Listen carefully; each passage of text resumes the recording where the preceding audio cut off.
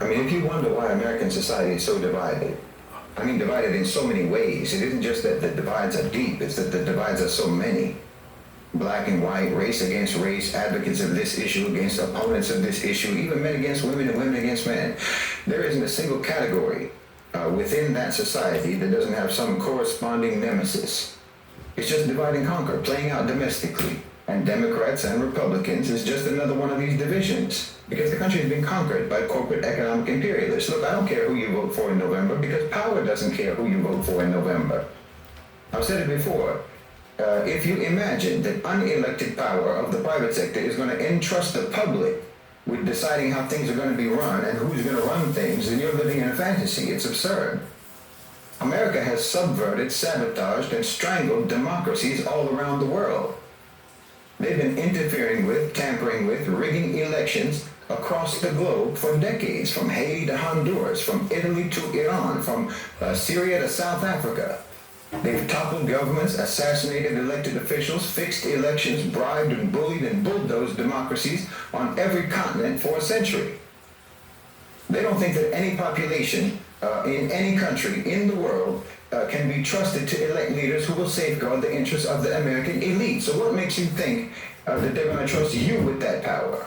They rig elections and install whoever they want in country after country, but somehow you think that they're not going to do that in your country. Well, how naive can you be? Listen, the election cycle in America is nothing but a mechanism for what you can call the campaign industrial complex, whereby billions upon billions of dollars of contributions, your money, are funneled into the private sector. I mean, when you donate to a politician, you donate to a candidate, where do you think that money goes? It goes directly to business. You're not doing anything but increase the revenue streams of consultancies, ad agencies, analytics firms, PR firms, media companies, social media companies, digital marketing agencies, events coordinators, on and on. This is nothing but the public providing basically an economic stimulus package to unproductive industries. It's a wealth transfer that you yourselves are participating in. You're literally just donating money to the private sector and getting nothing in return. Getting nothing in return except that you get to watch the most expensive fan fiction movie about democracy ever produced. I mean, look at the Democrats. Kamala Harris was just appointed as the nominee. She wasn't voted for. This is straight up succession, not election. There were no primaries. She hasn't had to outline her policy platform, and no one needs her to do that. All she has to do is to not be Donald Trump. This is the logic of demonization versus policy debate as a campaign strategy. No candidate has to win your approval as long as the whole election is framed in the lesser of two evils scenario. And what's the point of that? To make the pre-programmed win seem plausible, that's all. And to not leave any opening for dissent to manifest that might make the win seem implausible.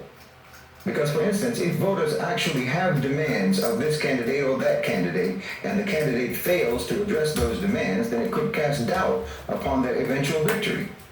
And inevitably, if a candidate does address voter demands, well, that will always end up alienating some other faction of voters. So we don't talk about issues. We don't talk about how to deal with issues. We just rally behind our party's candidate in lockstep, because the other party's candidate is literally the devil incarnate. When you're operating in the lesser of two evils framework, you're always going to have decidedly low expectations of your chosen candidate, and that's perfect when the election is already fraudulent in the first place. So this uncomplicates the rigging process. Yes, I said rigging, and don't think for a second, don't you imagine that that's a conspiracy theory, that the U.S. rigs elections. But between 1946 and 2000, America is documented to have interfered with, tampered with, malignly influenced, or outright rigged at least 88 elections from Europe to Latin America to Asia to Africa. So again, if you think that they'll do this everywhere else, but your so-called democracy is pristine, I would have to ask you why you think so. Why would it be more important to the power structure to control the outcome of an election in, say, Guyana, than it would be for them to control the outcome of an election in the United States of America? Because yes, Guyana is one of the countries where America rigged elections in the past. I'm telling you, I don't care who you vote for. Because power doesn't care who you vote for, because the outcome is not determined by you. You know, Biden stepped aside because his pre-programmed victory could never be convincing. But look, Biden himself, the fact of Biden, a man who was literally in late-stage senility, a man who is visibly disintegrating before our eyes, the very fact that he was not only president, but was absolutely going to be run for another term, despite being a cadaver on strings, that should let you know that power does not reside in that office. Politicians serve two functions. The first is to distract you with the performance of democratic government, and the second is to be effigies that can be burned to satisfy public anger when the policies dictated by the private sector impose misery on the population. So when an American asks me who should they vote for, or when they say that this one is better than that one, or at least not as bad as that one, and what do I think, and so on and so on and so on, well, you may as well be asking me about which Marvel superhero is better than the other, because you're not talking to me about figures who have any real significance with regards to policy. You're not talking to me about figures who actually exert any control over anything. You're not talking about the real existing power structure. You're asking me to give you an opinion about a fictional scenario in which your government wields independent power. As long as you're fixated on this charade, there's no danger whatsoever of you ever having any impact on policy. You're just facilitating and collaborating with the divide and conquer tactics of the owners and controllers of global financialized capital. And I don't know how you can be so propagandized, to be honest. I don't know how you can be so propagandized that you can't even notice that actually your own media does tell you every day that the government is not in charge. I mean, how many times have you read, or how many times have you heard in the media, the market will decide? We'll have to see what the market does, and so on. But when they say the market, they don't mean you and I, they mean big business. Multinational corporations, asset managers, stock market whales, not voters, not citizens, not Democrats, and not Republicans. You live in an oligarchy, and your so-called democracy is only performed as a distraction to keep you from noticing that fact. Now, for this election in the U.S., as I've said, Harris and Trump are just mascots representing two different factions of the OCGFC.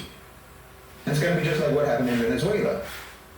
The only way that Trump can win is by trying to outrig the election rigging of the Democrats. But the Democrats are the incumbents, like Maduro was. So they have the advantage of overseeing the succession, and Harris is likely to win. The only thing that Trump can do is to try to boost his own popularity to the point that Harris's pre-programmed victory looks less plausible. But like I said before, it's not musical chairs where both candidates are walking in circles around the chair until the music stops, and then they have to race for the seat. Kamala is already in the seat, just like Maduro, and it's harder to get someone out of that seat than it is to just sit in it. So it looks like the neocons will probably stay in the White House. And that just means that the real battle between the military-industrial complex OCGFC and the global-oriented OCGFC, that battle is just going to go on a while longer. But if you're fool enough to think that you have to drop everything in order to ensure that Kamala Harris will win and Trump will lose, well, then you're literally like someone who can watch those old Roadrunner cartoons and still get worried and anxious about whether or not the coyote is going to catch him. I mean, I know it's important for you to think that you have some kind of control, but the truth is, the reality is you're not writing this story. And you're not writing how this story goes. And as long as you think that you are writing how this story goes or participating in it in any way whatsoever, then that just ensures that you will always be nothing but a spectator. Unless and until you redirect your activism towards the private sector, and I mean organize and mobilize with the understanding that, for example, corporations are political entities. So treat them as such and deal with them as such. Impose expectations and demands upon them as such. Unless and until you do that, all your get out the vote initiatives, all your campaigning, all your voting will never do anything for social and political change except to ensure that it won't happen. Boeing, for example, just used your government to make around $20 billion. Boeing, Raytheon, and all the other merchants of death and destruction. They just got $20 billion of your money to keep the genocide going in Gaza. That's their policy. Zionism is their policy. Genocide is their policy, and they're doing it for money. And they give almost evenly to the Democrats as they do to the Republicans, except they give slightly more to the Democrats. And it's almost even between what they give to Kamala Harris and to Donald Trump. They contributed a bit more to Harris. I shouldn't actually say contribute, I should say invest, because they give that money as an investment from which they expect astronomical returns, which they will get. These are the entities that control your policy. It's not your ballot, it's their billions. Your government is captured, and your country has been captured, and power and decision-making has been transferred from the public sector to the private sector. Your laws and your policies are written by corporate lawyers, not by congressmen. You know, your democracy has actually become like the British monarchy. It's just an empty tradition. You know, you go out to vote the same way that British people will go out and line the streets just to watch the king pass by on a horse and carriage. It's just a nod to the lore and heritage of your society. It's a ritual that has no real significance beyond the psychological and the emotional. It's a collective, society-wide, self-soothing gesture. America is a corporate authoritarian system cosplaying as a democracy. And everybody around the world sees you. You know, you people who are campaigning for Trump or campaigning for Harris, everyone around the world sees you as someone who's like at a cosplay event and dressed up like Iron Man, but who actually thinks that the buttons on his costume work. We have to elect Trump, or the meteor is going to destroy the earth. We have to elect Harris, or multi-dimensional aliens will kill us all. You're really invested in the fantasy storyline. But nobody in the world thinks that your democracy exists except for you. Because we know all too well what your democracy looks like when you export it to us. And you have the same one that you sent us, which means that you don't have one either.